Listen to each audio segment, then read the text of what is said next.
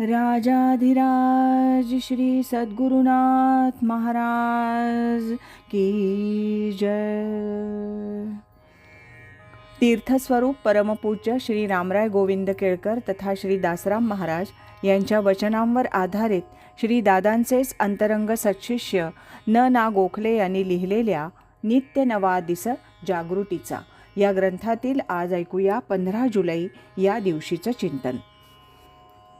परमार्थातील अनुभवासाठी बुद्धी तोकडी आहे.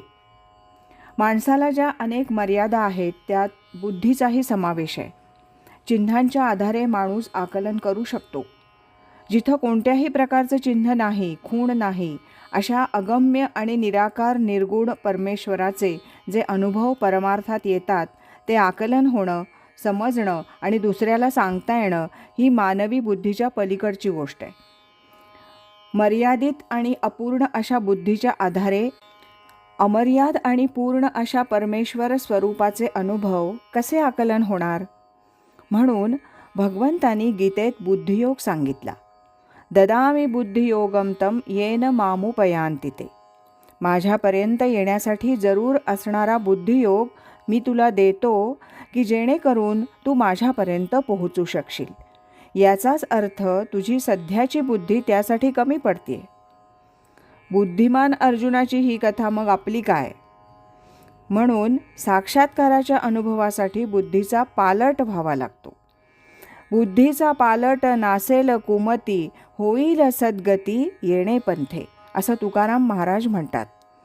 हा बुद्धीचा आवाका आपण स्वतः वाढवू शकत नाही, कारण तो अनंत काळच्या ठराविक साच्यातून गेल्यामुळे ठरून गेलेला आहे.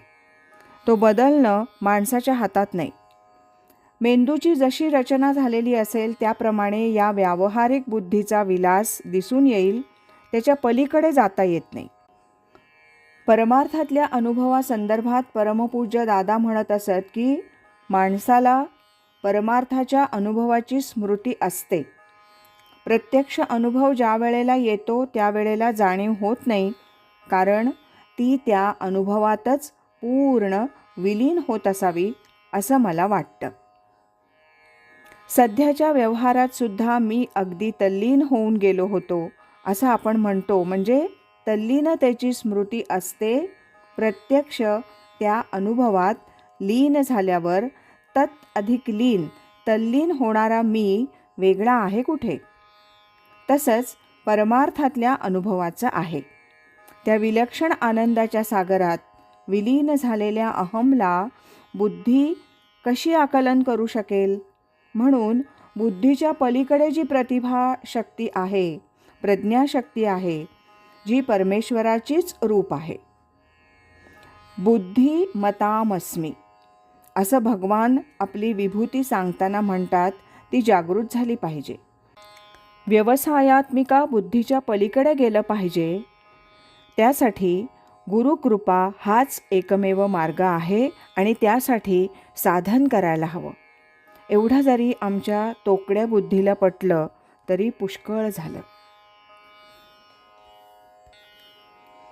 राजाधिराज श्री सद्गुरुनाथ महाराज की जय.